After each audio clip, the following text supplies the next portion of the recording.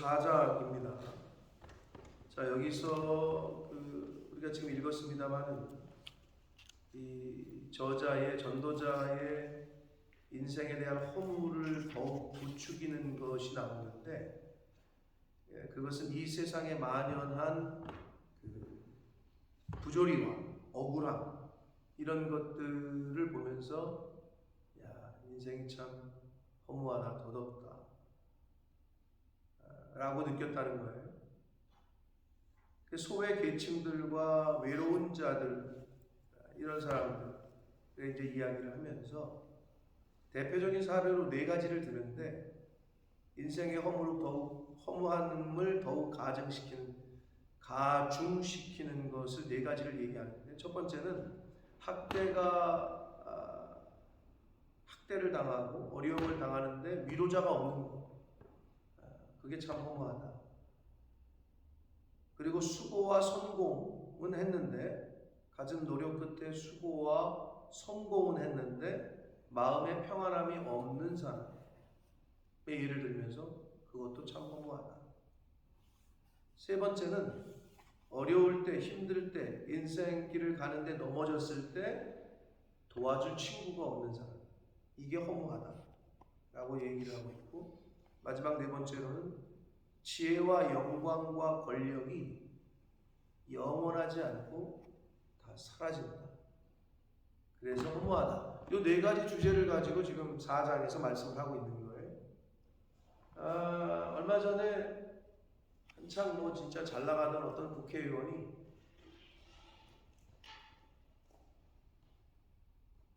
아들 때문이 아니지, 본인 때문이지 그 아들을 어디에 회사에 취직을 시켰어요. 한국을 떠들썩하게 했던 성남의 대장동 개발 사건이 있는데, 아무튼 어떤 회사에 국회의원 아들이 취직이 됐단 말이에요. 그런데 너무 웃긴 게, 회사는 1년 다녔는데 퇴직금이 50억이야. 회사를 1년 다녔는데 퇴직금이 50억이야. 근데 그게 이제 묻혀 있다가 이게 막 조사가 되면서 밝혀졌어요. 그래서 그 국회의원이 이거 정상적으로 퇴직금으로 받은 거다 라고 얘기를 해도 누가 믿겠으며, 상식적으로 회사를 1년 다녔는데 어떻게 그게 퇴직금이 50억이냐, 당신을 보고 이건 준 거다, 뇌물이다, 이렇게 되는 거죠. 누가 봐도 상식적으로 그렇죠. 이건 뇌물이지. 왜냐하면 또 그 아버지가 그 땅 국토위에 있었나 그랬나 봐요. 그 허가를 해주고. 당연히 누가 봐도. 그래서 결국은 본인이 국회의원직을 사표를 했어요. 던졌어요. 왜 그러냐? 안 던지면은 감옥, 그냥 검찰에 넘어가고 더 험한 꼴을 보니까 결국은 그만뒀단 말이에요. 그러니까 그런 걸 보고 공의와 정의를 얘기하는 대다수의 그 또래의 30대 중후반의 청년들이 어떻게 느끼겠어요? 인생을 보고 다소 부질없구나. 정상적으로 50억을 벌라고 해보세요. 근데 누구는 1년만 다니고 퇴직금을 50억을 받아. 그런 뉴스를 보면 참 씁쓸하죠. 그러니까 전도자가 얘기하는, 전도서에서 얘기하는 것이 그때도 있었지만 지금도 마찬가지예요. 지금도 이 세상에는 악이 관영하고 부조리가 있고 거짓이 난무를 해. 이때만이 아니라 오히려 지금이 더하다면 더한다고 할 수 있겠죠.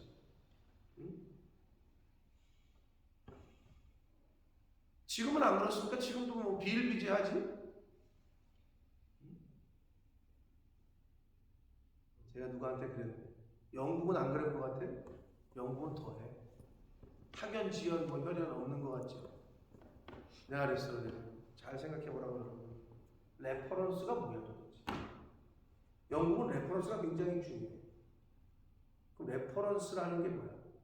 좋게 말하면 레퍼런스고, 너 아는 사람은 누가 레퍼런스를 해주냐에 따라서 이게 좀 그런단 말이에요. 사실은 아는 사람이 없으면 못 들어가. 하다못해 청소하는 자리도 얘가 얘를 알아, 내가 얘를 아는데 이 사람이 얘를 알아. 그러면 들어가기가 쉬워. 더한 데가 여기야. 위에는 안 그런 것 같아. 어느 분야건 이 세상 어디에건 어쩔 수가 없어요. 지금은 아직 예수 그리스도가 이 땅에 오셔서 성경에 있는 대로 공의로 정의로 심판하시기 전이기 때문에 그때까지는 사단이 여기서 왕노릇하고 있는 때이기 때문에 그러니까 그럴 수밖에 없는 거죠. 그러니까 우리는 이걸 아니까 그걸 대처하면서 살아가는 건데 세상 사람들은 그걸 모르기 때문에 거짓으로 행해야 돈을 버는데 거짓을 행하는 이게 정답이라고 여기고 살아가고 있는 것뿐이에요. 그러니까 여기 이 세상의 법대로 세상 법대로 이 세상에 펼쳐져 있는 보여지는 그대로 행해서 살아가. 그래야 원만하게 굴러가지. 아니 물이 흐르는 대로 가야 역류를 하면 거꾸로 올라가면 얼마나 힘들어요. 여러분 수영해 보시겠지만 물이 흘러가는 대로 흐르면 쉽죠. 근데 거꾸로 수영하려고 그러면 너무 어려워요. 고생이고. 근데 우리는 역류를 해야 되거든. 이 세상의 흐름과 풍조와 사상이 아니라 거꾸로 가야 돼.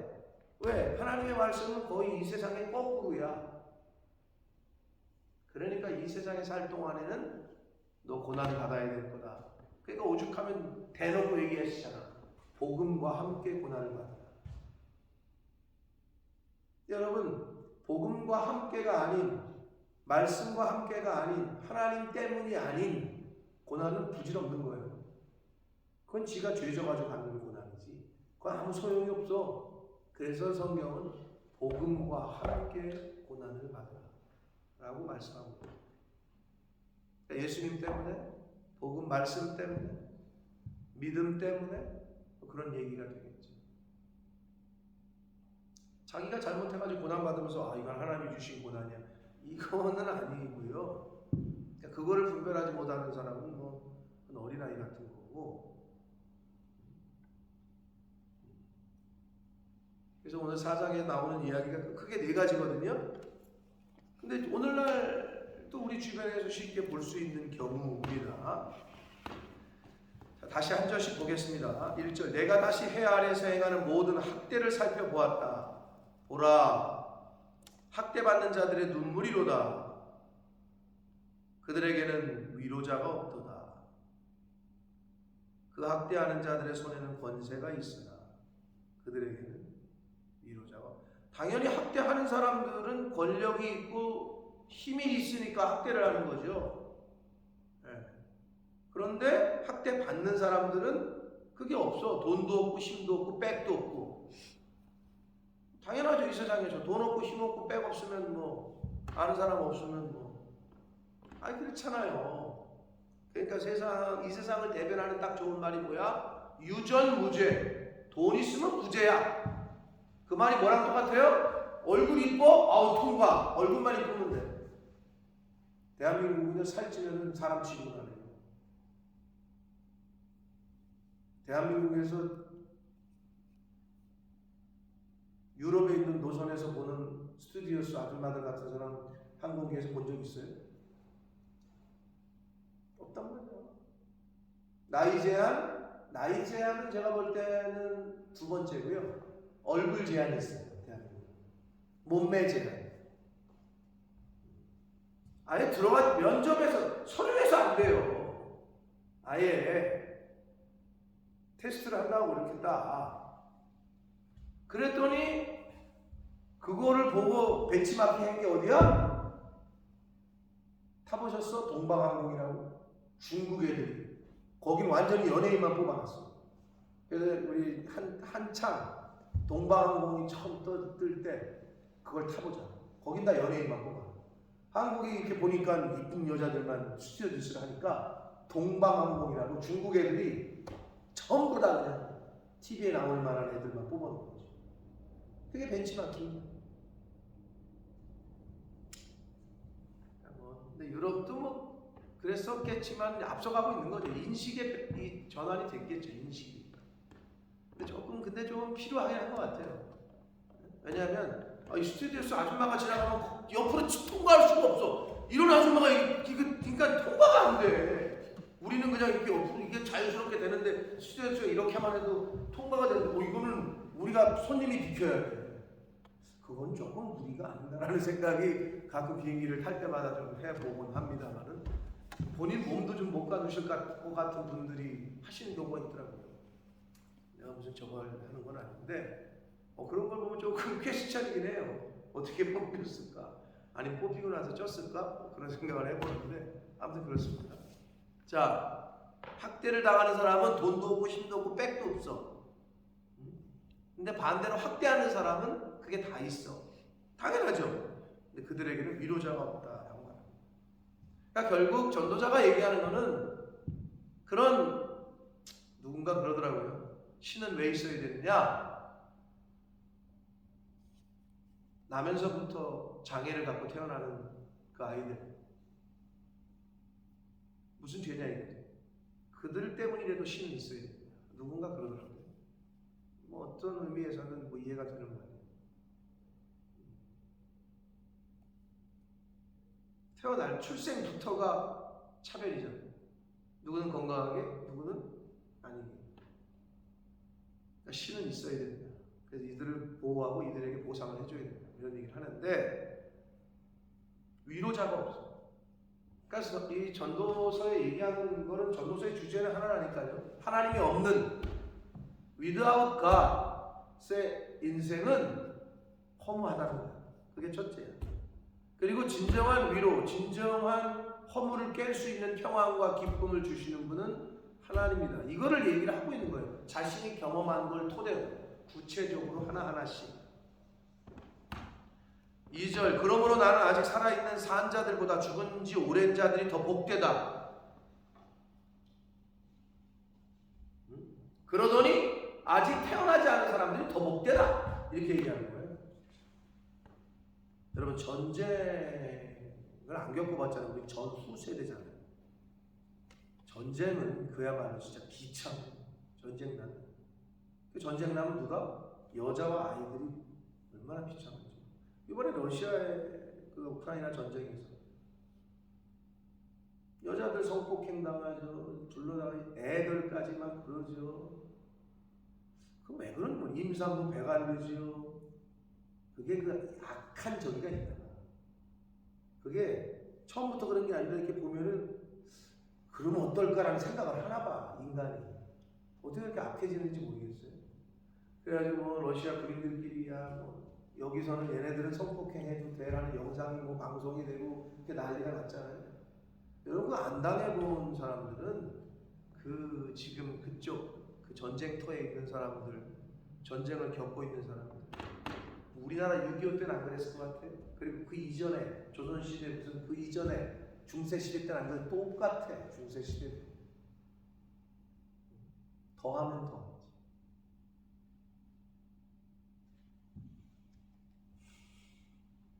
그러니까 전도자가 그 얘기를 하는 거예요. 차라리 죽은 지 벌써 옛날에 죽은 사람들이 더 복되다. 이 험한 꼴 안 보니. 그리고 차라리 태어나지 않은 사람들이 더 복되다. 그게 어떤 의미에서 얘기하는지 충분히 이해가 됩니다. 그러니까 하나님이 없는, 그러니까 내가 하나님께서 우리 인생의 나의 주인이시고 나를 이 땅에 보내시고 이 믿음과 이 하나님이 없는 사람의 삶은 그럴 수밖에 없을 거예요. 이 세상을 살면서 그럴 수밖에 없을 거예요. 내가 본즉 사람이 모든 수고와 모든 재주로 말미암아 이웃에게 시기를 받으니 이것도 헛되어 바람을 잡는 것이구나. 이 무슨 말이냐면요, 수고와 열심히 노력해서 성공을 했어. 그러니까 인생의 성공이 오히려 인간관계를 분열시킨다는 점에서 성공하기 위한 모든 수고와 그로 인한 성공이 허무하다고 탄식하는 거예요.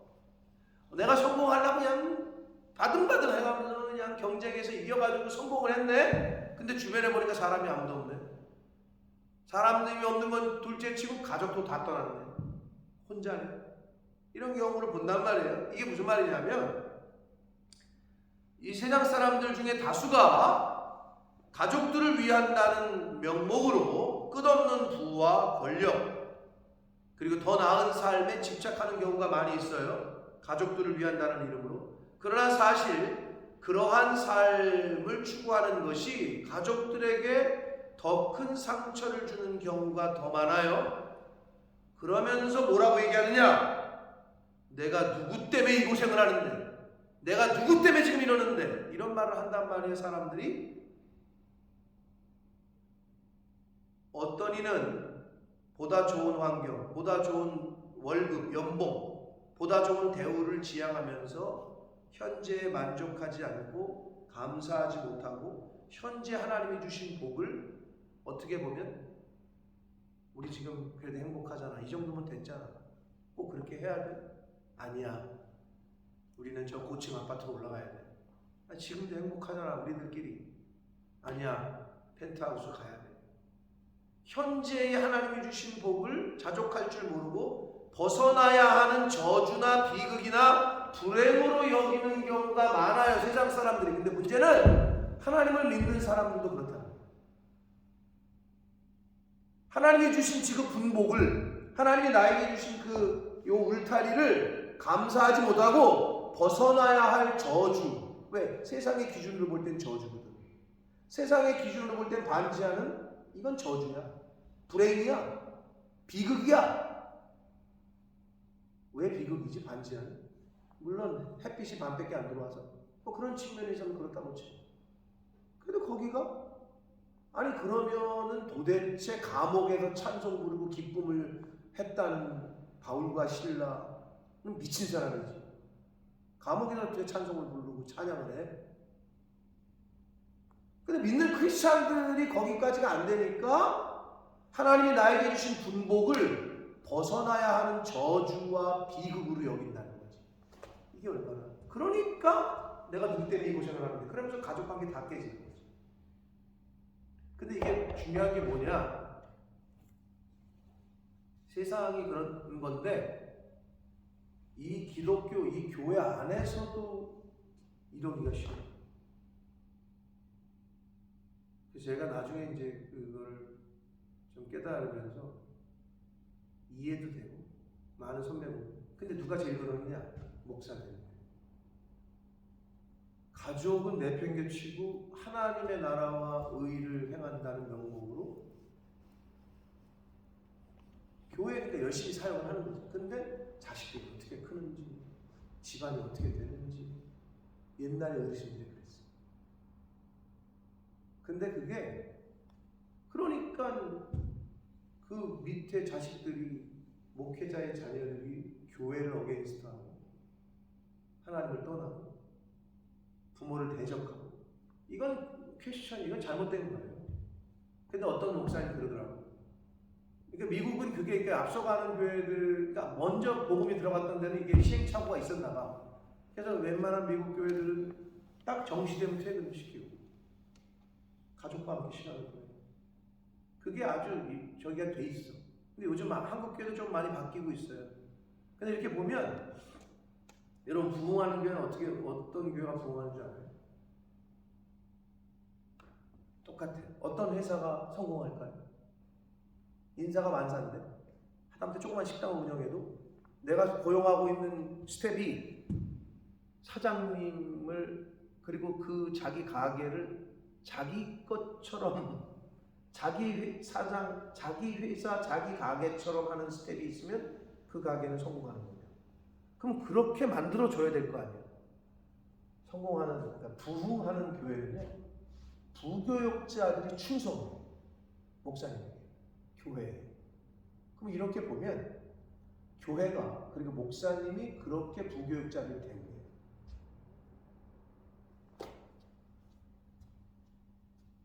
그래서 제가 전도사 시절에 애가 둘인데 사례비 60만 원 받을 때 왜 그랬는지 몰라. 그럼 우리 전도사들은 매일 그 이제 사무실에 앉아가지고 뭐 얘기하는 줄 알아요? 이번 달은 어떻게 살지. 뭐 이런 얘기만 하고 앉았어. 그런데 이제 수업 시간에, 대학원 다닐 때야. 수업 시간에 이제 주변의 교회 중에 부흥하는 교회를 탐방하는 시간이 있었어. 근데 제가 갔어. 이제 어떤 뭐 교수님하고 교회 성장학이야. 그래. 이름이 교회 성장학. 그런 학문도 있어. 실천신학 분야에. 가서 평촌에 그 당시에 10,000명 모이는 교회가 있었어. 세중앙교회라고 유명한 교회. 아마 들어보신 평촌에 10,000명. 굉장히 큰 교회죠. 근데 여기가 왜 부흥했을까 가서 이제 그 수석 부목사를 인터뷰를 하는 시간이 있었어. 교수님하고. 여긴 도대체 어떤 시스템으로 구현하는데 답이 하나야. 내가 가서 들어보니 이 사람들이 충성을 해. 부교육자 한 10몇 명이. 근데 보니까 충성할 수밖에 없어. 그게 뭐냐? 교회에 올인할 수 있게 교회에서 대우를 한다는 거야.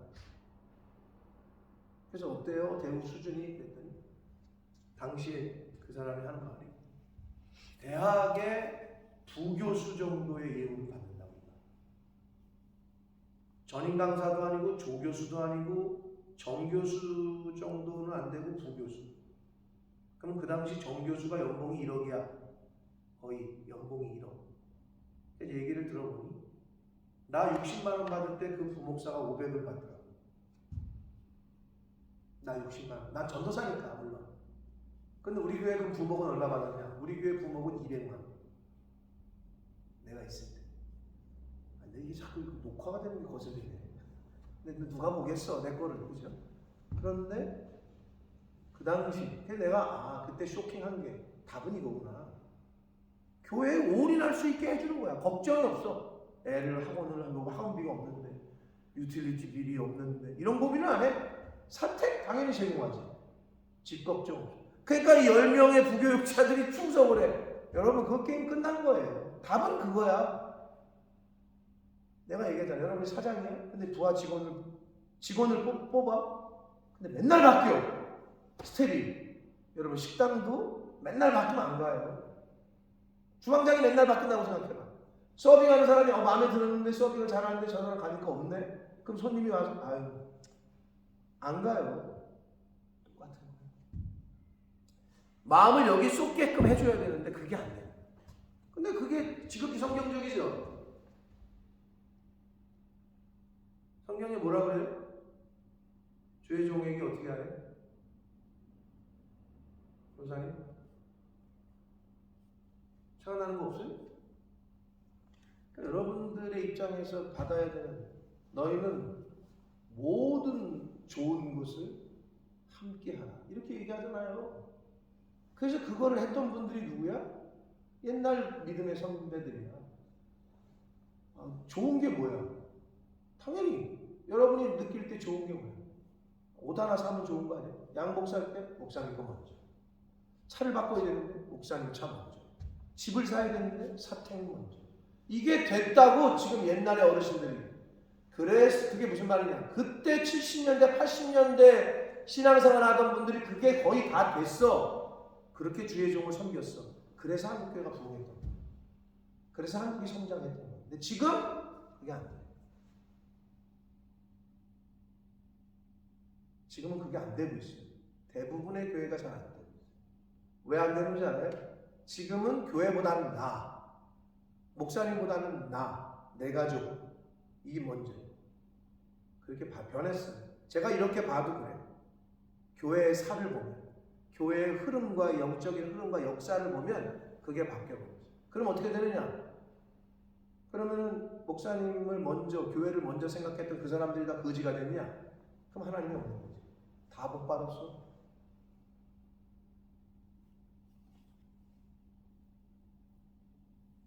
다 복을 받았다니까. 아니 성경에 그렇게 나와 있잖아. 그렇게 하라고. 아니, 당연히 그러니까 복을 받지. 근데 그걸 안 하니까 복 받을 짓을 안 하는데 어떻게 복을 받냐고. 쉬운 거 아니에요? 하나님이 보실 때 얘 봐라. 복을 그러니까 여러분도 자식들 이렇게 보면 용돈을 주고 싶은 애가 있어. 용돈을 줄래다가 다시 주머니에 집어넣는 애가 있게 하고. 그런 애가 있어. 똑같은 자식이라도 여러분도 키워봤잖아. 또는 내 자식이 아니더라도 남의 자식이라도 지갑을 열게 하는 애가 있고 지갑을 닫게 하는 애가 있어. 하나님의 복을 주려다가도 그 통로를 막게 하는 사람이 있는 반면에 열게 하는 사람이 있어. 당연한 거 아니에요?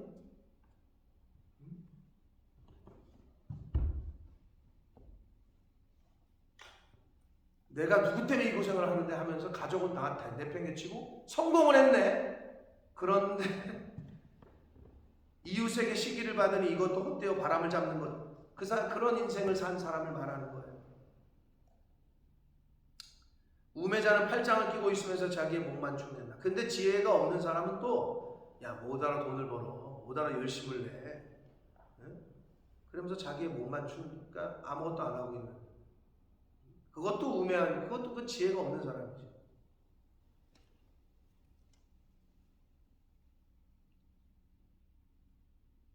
그러면서 그랬대요. 그 어떤 미국의 어떤 그 목사님 어떻게 그렇게 하시냐? 나는 나에게 주신 사명은 내 아내와 자식을 케어하는 게 첫 번째고 담임 목사가 하는 말이에요. 그럼 교회는요? 교회는 내 교회가 아니라 예수님이 뭐라고 그랬냐? 내 교회는. 이건 예수님의 교회다.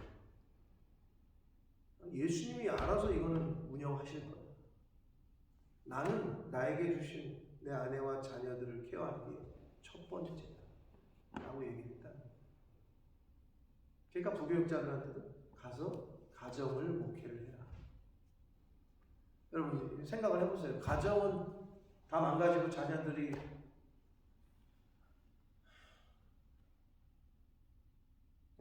마음 아픈 얘기예요. 어느 개척교회 개척을 했는데 이제 부흥이 잘 안 되는, 지금도 30년이 됐는데도 어려운 대부분의 한국 교회들이 그런데, 그 목사님이 여러 자녀가 있었는데 큰 애가 고백을 얘기를 하는 거예요. 목사님, 저희 둘째 제 동생도 교회를 안 나가요. 언제부터? 그때 뭐라 그랬냐면, 어려서는 어쩔 수 없이 목사 아들이고 딸이니까 자기가 해야 돼. 개척교회니까 자기들이 다 해야 돼. 고등학교 때까지 하고 나더니 대학 가더니 집을 떠나면서 난 이제 교회를 안 다닐 거야 라고 목사 자녀가 그 말을 했다.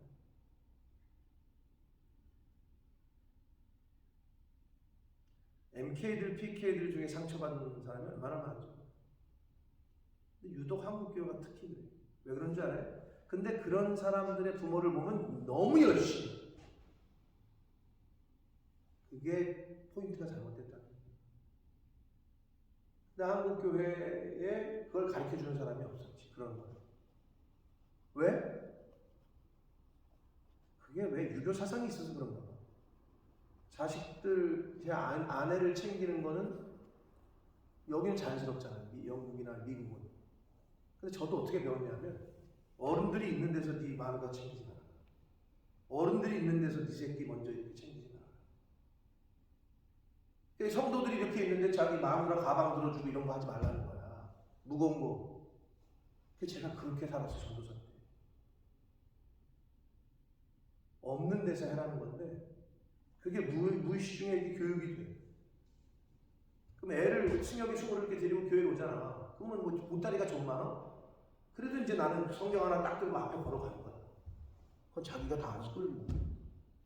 나 왜 그랬는지 몰라. 근데 무의식 중에 사회가, 어른들이 또 교회가 그렇게 만들었어. 그걸 누가 가르쳐 주지 않았어. 근데 대부분의 한국 교회가 다 그래. 그러니까 거기서 컸던 애들은 교회를 어게인스트 할 수밖에 없는.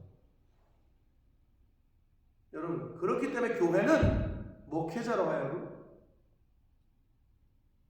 마음에 여러 가지 부담이나 뭐 생활이나 경제적이나 이런 걸 없게끔 해주면 그게 교회와 구성되어 있는 사람들이 복을 받는 거예요. 자녀들이, 승혁이가 약간 그런 게 있었죠. 승우는 별로 그게 없었는데, 승혁이는 엄마가 교회 때문에 힘들다. 엄마가 저 형들 누나들이 집에 오면 엄마가 힘들다. 이 생각이 딱 있었다. 왜? 매번 그렇게 컸습니다. 정신없이 부엌에서 자기들 어렸을 때 챙겨주지 않고 밥도 안 주고 놀아주지도 않고 맨날 청년들 밥하는 엄마가 저게 교회 때문이고 저 형들이 우리 집에 오면 엄마는 힘들다. 이게 있었습니다. 사춘기. 근데 그게 사실이었으니까. 근데 그걸 조절을 하고 그걸 했어야 되는데 그러면 또 어떻게 돼? 그러면 여러분 입장에서 보면 어떻게 해? 여러분도 다 힘들어. 그러니까 이민교회라 어쩔 수 없는. 그럼 한국교회 같은 사모님이 그렇게 하면 사모님이 그렇게 하지도 않지만 당연히 집사들이 알아서 하지. 누가 사모님이 그렇게 목사 집으로 불러가지고 그렇게 해. 그게 환경이 다른 건 이해를 해.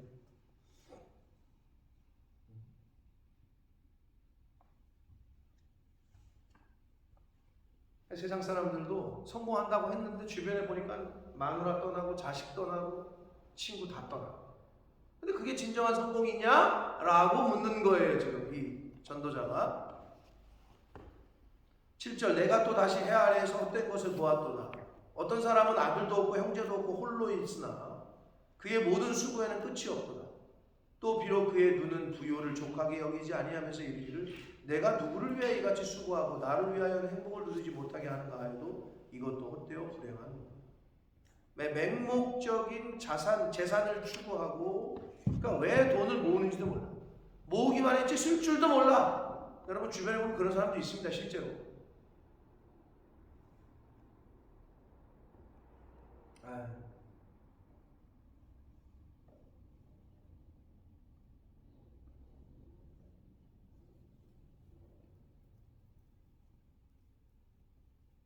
그 중에 하나가 우리 어머니인 것 같긴 해. 오늘 내일 아들, 며느리, 손주 이름도 지금 기억을 못 하시는 분이 뭐를 기억하나 하면 일평생 장사를 했잖아요. 근데 정신이 왔다 갔다 하는 그 양반이 이제 노양 보호센터 한마디로 요즘 그런 정부에서 하는데 가면은 밥 주지, 뭐 놀아주지 좋단 말이야. 근데 우리 평생에 그런 데 한 번도 가보시지 않은 엄마가 요즘 몇 번 가더니 좋다 그래. 밥도 먹여주고 뭐 재밌게 해주고 좋은데 그런데 정신 기억이 잃어버리면서도 장날 되면 자기는 장사하러 가야 된다. 장사할 것도 없어. 근데 자기는 장사하러 가야 돼. 이게 머리에 박혀있는 거야. 그리고 또 실제로 그 종이 나한테 사진을 보내왔더라고. 내가 저장을 해야 돼.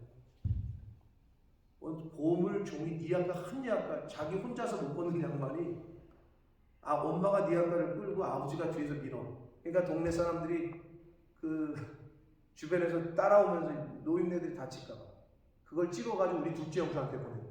지금 장로님하고 권사님 이러고 있다. 속 뒤집어지는 거지.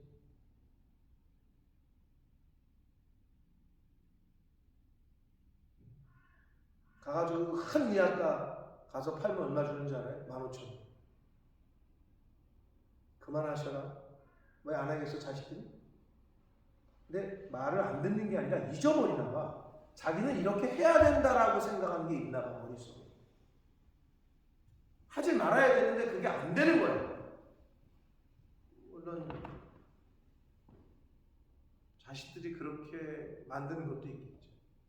우리 때문이겠지. 그렇게 해야지만 오남매를 키울 수 있었으니까 그분들의 삶 속에서는. 근데 지금은 그만하셔도 되는데 이제는 완전히 이게 인이 백인 거죠. 근데 세상 사람들 왜 돈을 버는지도 모르면서 맹목적으로 돈은 많아야 좋다라는 인식이 있어서 자꾸 축적을 해. 맹목적이야 어떻게 보면. 그러면서 쓰지도 못해 자기를 위해서는. 근데 어떻게 하는 줄 알아요? 그러다가 돈은 많이 모아놨는데 그러다 죽어. 그게 인생이야. 이 얼마나 참 전도서에 다 그 얘기를 하고 있는 거죠. 9절 두 사람이 한 사람보다 나으면 그들이 수고함으로 좋은 상을 얻을 거다. 협력하는 걸 말해요. 동료들과 함께 힘으로 말미암는 어떤 성공을 얘기하고 그런 걸 얘기하는데 10절 혹시 그들이 넘어지면 그러니까 인생을 살면서 인생의 어떤 극한 상황을 만나거나 어려움, 환란을 만났을 때 혼자 넘어지면 어떻게 돼요? 그럼 어떻게 되긴 일으켜 줄 사람이 없지. 근데 하나가 그 동물을 붙들어 일으키려니와 홀로 있어도 넘어지고 붙들어 일으킬 자가 없는 자에게는 화죠. 화가 있는 거죠. 네. 그러니까 함께하는, 그러니까 성경에도 동역자라는 표현이 나오는데 이게 얼마나 중요한지 몰라요. 왜 성경에서 제일 불쌍하다고 여기는 사람이 누구예요? 고아와 과부 아니에요. 그들의 특징은 뭐예요? 부모가 없다, 남편이 없다. 그건 어떤 영적으로 어떤 걸 상징한다고요? 하나님이 안 계시다, 예수님이 없다. 그걸 상징하는 거예요. 근데 이 시대에 영적인 고아와 영적인 과부가 얼마나 많습니까? 근데 영적으로 해석하지 말고 실제로도 고아와 과부는 불쌍해요. 물론 더 불쌍한 건 호렙이긴 한데 불쌍하다. 근데 영적으로 봐서는 그거야. 하나님 아버지가 없는 고아, 남편인 예수 그리스도가 없는 사람들. 그 사람들은 불쌍한 거죠. 그들에게는 화가 있을 것이다. 또 두 사람이 함께 누우면 당연히 그렇죠. 한 사람이면 어찌 따뜻하겠어요. 여러분 그거 알아요? 사람이 몸의 체온이 보통 몇 도예요? 36.5? 얼마? 여러분 왜 뜨거운 물 마시면 몸에 좋다는 줄 알아요? 몸에서 1도만, 평균에서 1도만 올라가도 많은 병이 커버가 됩니다. 그런데 사람이 둘이 같이 자잖아요? 부부가? 그럼 이게 당연히 체온이 있잖아요. 그러니까 이게 0.5도 1도가 올라간다는 거예요. 혼자 자잖아요? 그럼 그래서 병에 더 걸려요. 그래서 둘이 같이 있다 혼자 되시잖아요. 그러면 육체적으로도 그렇고 마음적으로도 더, 원래 그래서 한 분이 돌아가시면 따라간다고 그러잖아요. 근데 그게 심리적으로도 그렇고 육체적으로도 그렇대요. 둘이 함께 자면 0.5도에서 1도가 올라간다는 거예요. 당연하지. 이게 36.5 붙어 있으니까. 여러분 우리나라에 지금 이슈가 됐던 게 또 뭐예요? 영국은 뭐 잘 모르니까. 영국도 원자력 발전소가 있겠죠. 뭐 알 수가 없지. 우리가 뭐 그쪽 관심 분야가 아니니까. 근데 여러분 원자력 발전소가 풍력 발전, 수력 발전, 화력 발전은 다 없어졌잖아요. 런던이 화력으로 하는 거는 매연 때문에 다 거의 없애버렸다. 근데 수력이나 풍력은 자연 바람이나 물로 일으키는 동력이잖아요. 전기를 만들잖아요. 근데 그거보다 몇십 배, 몇백 배의 전기를 잘 만드는 게 원자력 발전이에요. 우리나라가 원자력 발전이 몇 군데가 있잖아요. 근데 그거 없앤다고 뭐 문재인 정부가 뭐 어쩌고저쩌고 했다가 윤석열 대통령 되고 나서는 원자력을 더 발전을 시켰어야 해. 우리나라는 거꾸로야. 이 정부가 이거 없애자. 이 정부가 오더니 그걸 왜 없애? 다시. 다음에 또 이것도 없애. 계속 다람쥐 쳇바퀴만 돌고 있어. 어떤 정책의 일관성이 없어. 그러니까 이게 안 되는 거야. 근데 여러분 원자력의 숨은 게 뭔지 알아요? 근데 원자력이 양날의 검이에요. 전기도 일으키지만 핵폭탄, 원자탄이잖아요. 근데 거기에 핵심이 뭔지 알아요? 우리는 뭐 머리가 똑똑하지 않고 그러니까 잘 모르잖아. 중요한 건 내가 보니까 핵 융합이 뭐야? 함께하는 거잖아. 핵이 어떨 때 폭탄이 되고 어떨 때 전기를 만드는 우리에게 좋은, 어떨 때 포지티브고 어떻게 때 네거티브냐? 핵이 융합을 하면, 함께하면 전기를 만드는 데가 되는 거야. 그럼 핵폭탄을 쓰일 때는 어떤 줄 알아요? 핵분열. 그게 원자력. 난 그걸 읽으면서 야, 이거 좋은 메시지다. 핵이 분열되면 원자탄이 돼요. 핵이 융합이 되면 전기를 만드는, 발전하는 게 된다. 사람이 공동체가 하나가 되면 발전이 돼요. 분열이 되잖아? 이건 원자탄이야. 깨지는 거야. 공동체도 마찬가지예요. 함께해야 좋은 시너지가 나고 동력이 되는데 분열이 되잖아요? 원자탄. 서로가 서로에게 상처를 주고 서로가 서로에게 정죄하고 험담하고 그게 핵폭탄이지 뭐. 마음의 핵폭탄.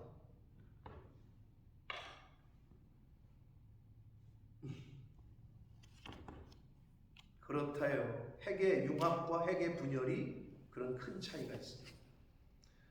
자, 그리고 12절 너무나도 잘 아는 말씀이죠. 한 사람이면 패하겠거니와 두 사람이면 맞설 수 있나니 세 겹줄. 개혁판에는 삼겹줄이라고 해가지고 우리가 맨날 삼겹살, 삼겹줄 얘기했는데 쉽게 끊어지지 않죠. 마찬가지죠. 혼자서는. 아유, 그래서 우리가 맨날 그 설교할 때 주일학교 때는 또는 뭐 청년부 중학교 때도 했는데 웃기게 하려고 했는데 여러분 그 나무젓가락 하나는 깨뜨릴 수 있죠. 여기다 끼워서 탁 치면 깨지죠. 근데 그걸 웃기게 한다고 이제 코미디언들이 여기 엉덩이에다가 줄로 이렇게 해가지고 이렇게 힘을 주면은 이게 여기다가 상상이 안 가세요? 내가 실제로 보여줄 거거든요. 여기 이렇게 나무젓가락이 하나가 이렇게 있고 가운데다 줄을 매서 이렇게 해가지고 코미디언들이 이제 이렇게 하면 이게 힘을 주면은 부러진다고. 나무젓가락이 몇 개나 부러뜨릴 수 있냐고. 두 개까지도 부러져. 세 개 가잖아요. 못 부러 안 끊어져. 아무리 힘을 줘도 엉덩이 힘으로 못 부러뜨려. 세 개. 여러분 한 개 여기다 이렇게 넣어가지고 이렇게 탁 치면 부러져요. 두 개까지도 어느 정도 돼요. 세 개 하잖아요. 손가락 부러져. 안 부러져. 나무젓가락 가늘한 게 세 개가 모이잖아요. 못 부러뜨려.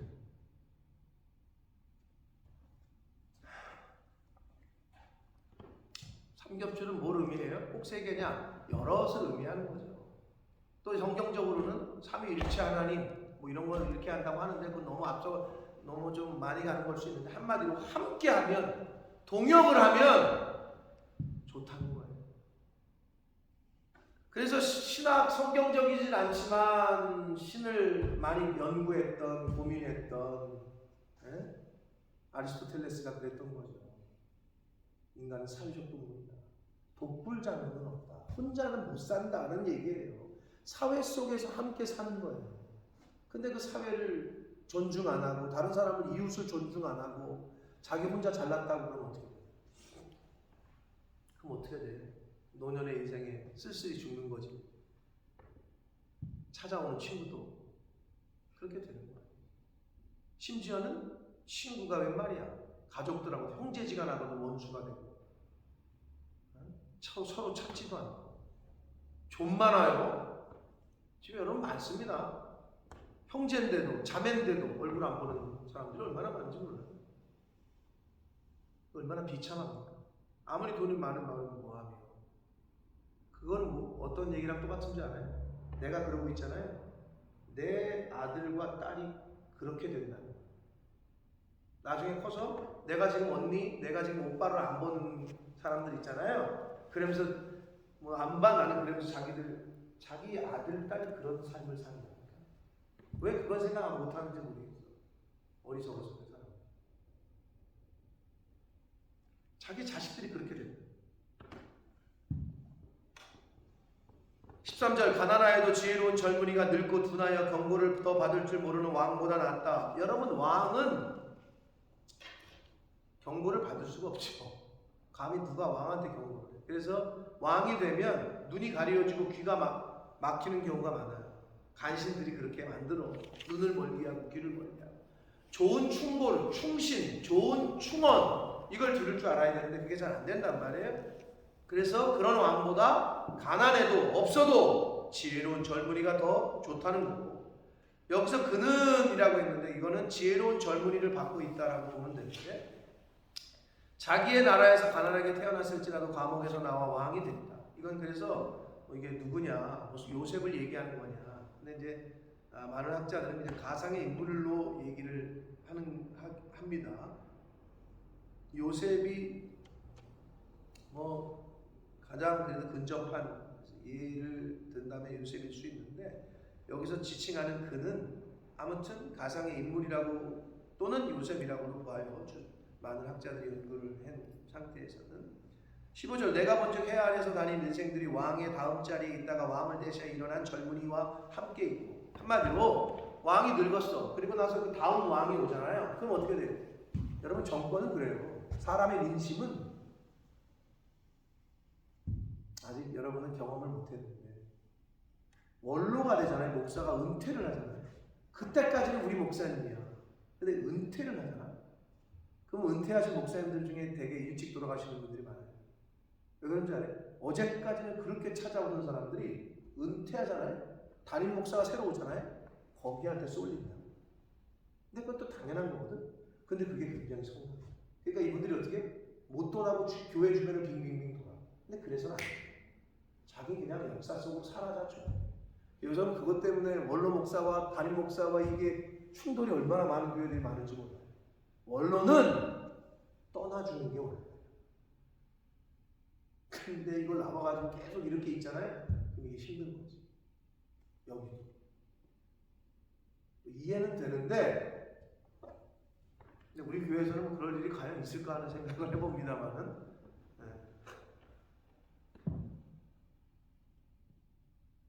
여기서의 젊은이는 다음으로 왕이 되고,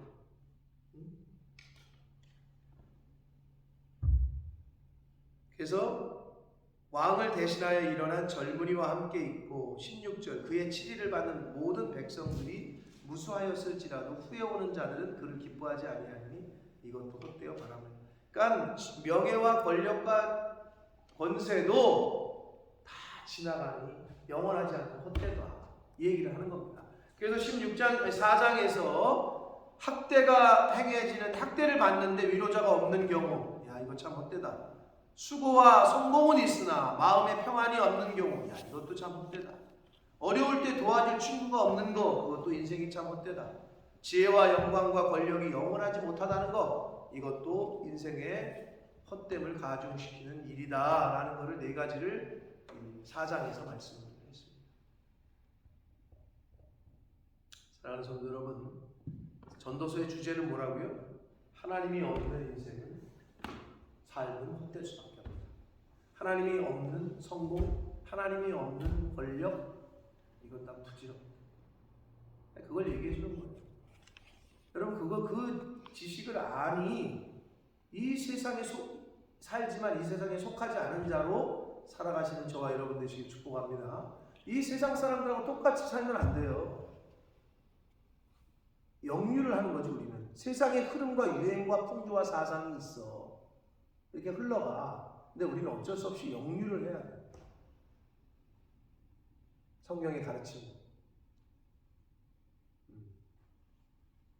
세상은 다 높아지려고 하는데 우리는 낮아지라고 예수님이 그러시잖아요. 세상은 다 받는 거 좋아하는데 자꾸 주라고 그러잖아요. 말씀대로 살면 그것이 가장 유의미한 인생이고 가장 복되고 그리고 그게 여러분이 그토록 아끼는 자녀들을 위한 삶입니다. 그걸 명심하시고 여러분이 어떤 삶을 사느냐에 따라서 부모가 뿌린 열매를 거두는 게 자녀예요. 근데 부모가 나쁜 씨앗을 뿌렸잖아요. 나쁜 걸 거두는. 근데 부모가 좋은 씨앗을 뿌리잖아요. 이건 영적인 얘기가 아니에요. 이웃들에게 부모가 살면서 이웃들을 하고 등을 지고 원수를 지잖아요. 그 자녀들 그 동네에 살기 어려워요. 당연한 거 아니에요? 근데 그 동네에 살면서 그 이웃들을 그냥 섬기고 아주 그냥 내일처럼 하잖아요. 부모님이 떠나도 그 자녀들은 거기서 그 열매를 먹고 살아요. 당연한 거죠. 그래서 우리가 이 땅에서 좋은 씨앗을, 믿음의 씨앗을 잘 뿌리셔야 돼요. 그러면 자녀 손들이 그걸 먹어요. 그러한 저와 여러분의 하루하루의 삶이 되시기를 좋은 씨앗, 믿음의 씨앗을 뿌리시는 저와 여러분이 되기를 예수 그리스도 이름으로 축복합니다. 살아계신 하나님 아버지 감사합니다. 오늘도 생활 주시고 생명 주시고 복된 한 날을 또 허락해 주셔서 감사합니다. 하루를 시작하며 또 말씀을 듣고 깨닫고 결심하게 하시니 하나님 감사합니다. 아버지 하나님, 세상 사람들은 더 많이 더 높게 자꾸 그렇게 쌓으려고 하고 축적하려고 하고 하나님이 나에게 주신 분복, 하나님이 나에게 주신 구역을 저주받은 곳으로 벗어나야 할 곳으로 그렇게 생각하는 경우가 많이 있습니다. 나는 어떻습니까, 아버지? 나에게 주신 그 구역에서 나에게 주신 하나님이 주신 그 분복을 감사함으로 여기고 자족할 줄 알고 하나님의 교회와 하나님이 기뻐하시는 일에 쓰임 받으려고 애쓰고 힘쓰는 그러한 마음으로 이 세상을 하루하루를 살고 있는지, 아니면 어디를 향해서 달려가는지, 무엇을 향해서 오늘 하루를 사는지, 이것도 모른 채 그냥 세상 사람들이 살아가는 방식대로 세상 사람들이 가는 곳으로 아무 생각 없이 뒤쫓는 인생을 살고 있는지, 주여 전도서의 말씀을 통해서 하나님이 주시는 그런 교훈과 깨달음을 잘 받게 하셔서 하나님이 부르시는 날이 언제일지 모르나 그날까지 정말 의미 있는 인생, 복된 인생, 우리의 자녀들에게 본이 되는 좋은 열매를 먹을 수 있게 해주는 그러한 인생을 살아가는 제가 되게 해주시고 이 자리에 있는 하나님의 사람들이 되게 해주시고 주님의 몸된 교회에 속한 모든 권속들이 되어지도록 주여 은혜 내려 주옵소서. 예수 그리스도 이름으로 축복하는 기도 올려드립니다. 아멘. 하늘에 계신 우리 아버지,